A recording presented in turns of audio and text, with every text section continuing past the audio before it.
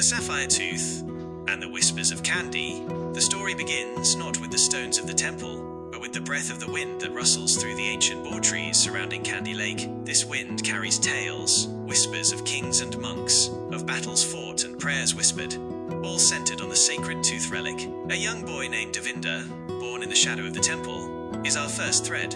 His family has been custodians of the temple's gardens for generations, their lives intertwined with the rhythm of its rituals. Devinda, however, is not just a gardener's son. He possesses a keen curiosity and a deep connection to the natural world. He knows every bird that nests in the temple's trees, every fish that swims in the lake, and every story whispered by the ancient stones. His life takes a turn when he discovers a hidden chamber during a storm, a chamber that holds not gold or jewels, but a series of ancient scrolls detailing the relic's journey from India to Sri Lanka. These scrolls speak of Princess Himamala and Prince Dantha, not as distant figures, but as courageous souls facing perilous journeys. They speak of the relic not just as a tooth, but as a sapphire tooth, a symbol of wisdom and enlightenment.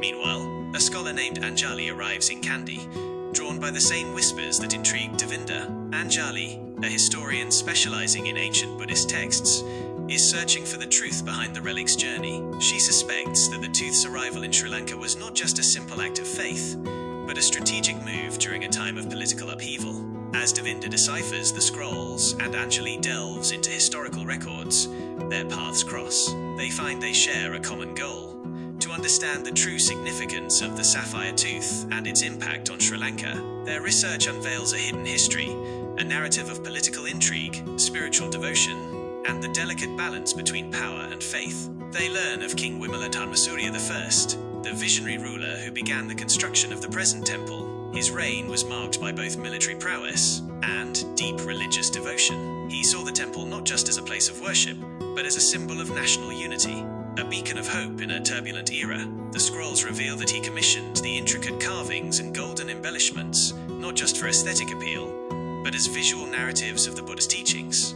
Their investigations also reveal the environmental challenges faced by the temple throughout its history. Ancient texts document periods of drought, floods, and even plagues, all of which impacted the temple and its surroundings. They discover that the Kandy Lake, now a serene reflection of the temple's majesty, was once a vital source of water and sustenance, carefully managed by the temple's custodians. As Devinda and Anjali uncover these historical layers, they also witness the contemporary challenges facing the temple. The annual Esala Perahera, once a sacred procession, is now a major tourist attraction, drawing crowds from around the world. The influx of visitors has led to overcrowding, pollution, and the commercialization of the temple grounds. A powerful businessman, Rohan, sees the temple's popularity as an opportunity for profit. He proposes a massive development project, including a luxury hotel, a shopping mall, and a theme park, all centered around the temple. He argues that this will boost the local economy and create jobs. However, Devinda and Anjali fear that this development will destroy the temple's sanctity and irreparably damage the surrounding environment. They rally the local community, including the monks, the temple custodians, and the traditional artisans, to oppose Rohan's plans. They organize workshops, exhibitions, and cultural performances to raise awareness about the temple's historical and spiritual significance. They emphasize the importance of preserving the temple's natural surroundings, highlighting the delicate ecosystem of Kandy Lake and the surrounding hills. Their efforts attract the attention of a wise and respected monk, Theravada, who has spent his life studying the Buddhist teachings and the history of the temple. He becomes their mentor, guiding them in their quest to protect the temple. He reminds them that the true essence of the sapphire tooth lies not in its physical form, but in the wisdom and compassion it represents.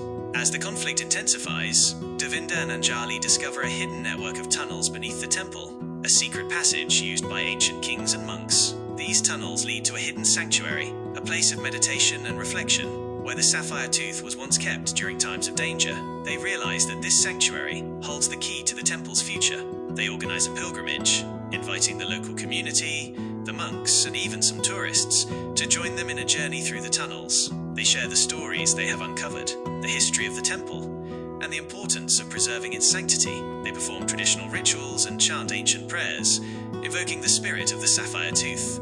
The pilgrimage culminates in the hidden sanctuary, where Theravada leads a meditation, guiding the participants to connect with the inner peace and wisdom represented by the relic. The experience transforms them, instilling a deep sense of responsibility to protect the temple and its surroundings. Rohan, witnessing the power of the community's unity and the spiritual awakening, has a change of heart. He abandons his development plans and instead invests in sustainable tourism initiatives, supporting local artisans and promoting eco-friendly practices. The story concludes with a renewed sense of hope. The Temple of the Tooth, once threatened by commercialization and environmental degradation, is now a symbol of sustainable development and spiritual renewal. Devinda, Anjali, and Thero Ananda continue to work together, ensuring that the Sapphire Tooth's legacy of wisdom and compassion shines brightly for generations to come. The whispers of Kandy, carried by the wind, now tell tales of unity, resilience, and the enduring power of faith.